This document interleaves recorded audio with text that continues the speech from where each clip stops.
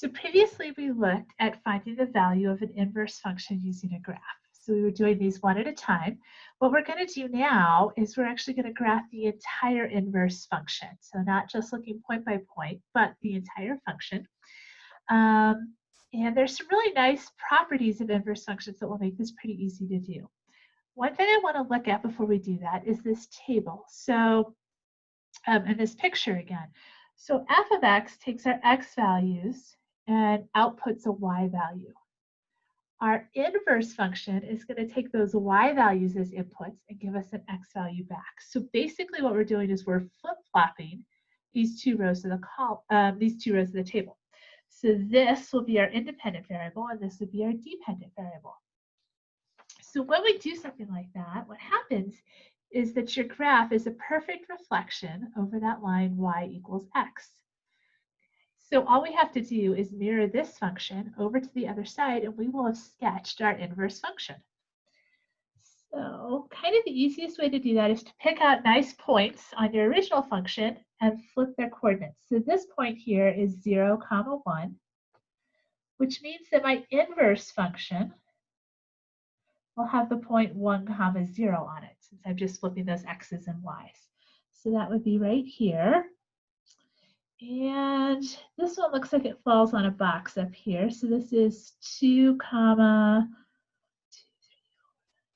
So that means that my inverse function, I should have the point 7, 2. So 2, 3, 4, 5, 6, 7. Right about there.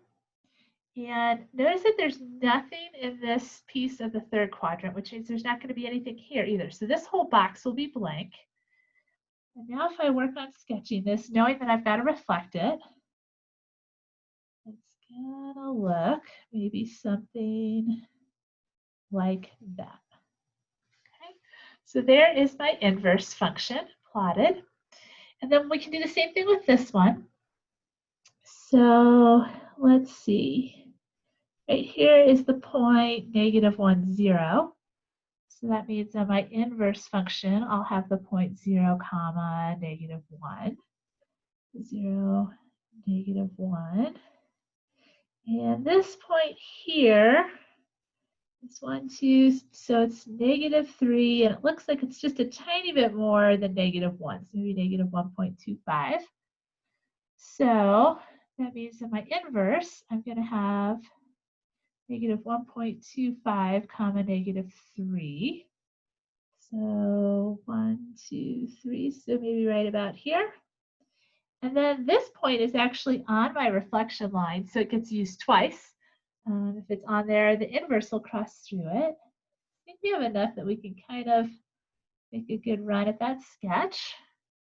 And then this top one here, so we have this point here, which is 1, 0, so 0, 1 will be on our inverse function. And then right about here, this looks to be about 3, 1.25. So that means 1.25, 3 is going to be on my inverse function. So maybe right about here. And then again, there's this one that's sitting right on the line. So I know that this is going to cross over right there because they share that point in common.